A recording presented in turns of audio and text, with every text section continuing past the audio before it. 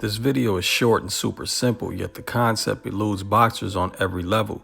Cutting off the ring on lateral movement is considered boxing fundamentals and a product of simple footwork and smart but simple decision making.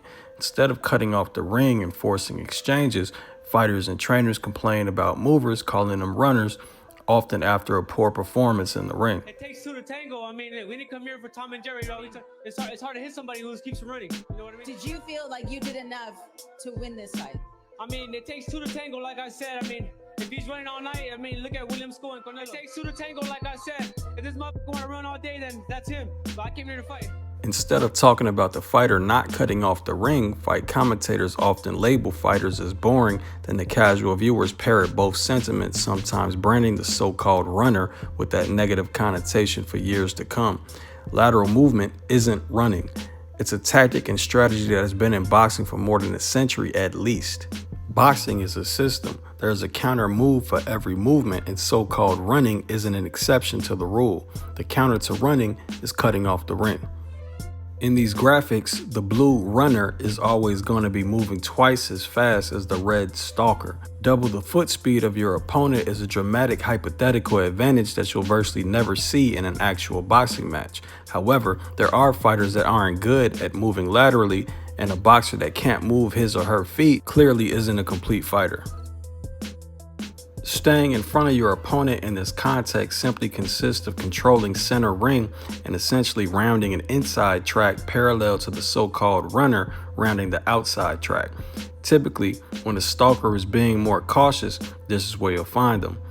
They're not quite in range to engage without a step forward, so if it's prolonged, it could be considered following the mover.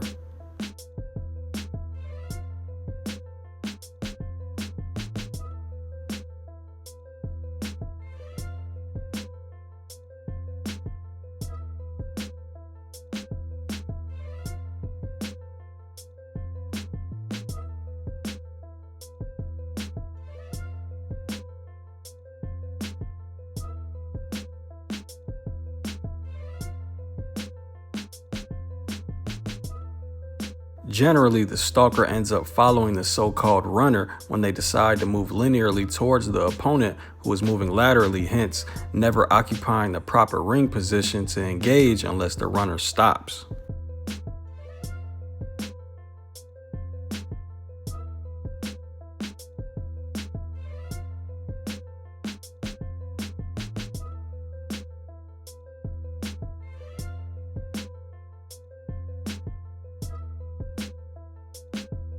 Crosswalking, or simply walking linearly towards the so-called runner or even to the runner's direction of movement, is a fundamental flaw. When you walk, you won't have the base to change directions quickly, so if the runner reverses directions, the crosswalker will often overshoot desirable positioning and once again be left in the dust. Not to mention, as you walk, you don't have the base to defend against or attack with the full punch tree.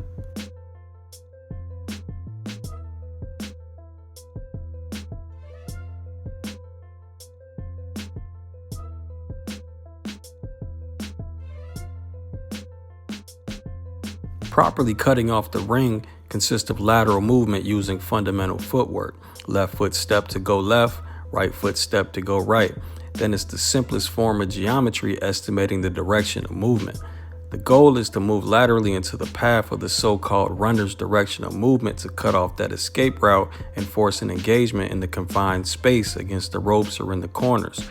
Sometimes it's as simple as one lateral step left or right. Sometimes the stalker may have to trot laterally to keep up with the full speed lateral shuffles. Just keep in mind that in theory, a runner with double the foot speed can still be caught with smart pressure.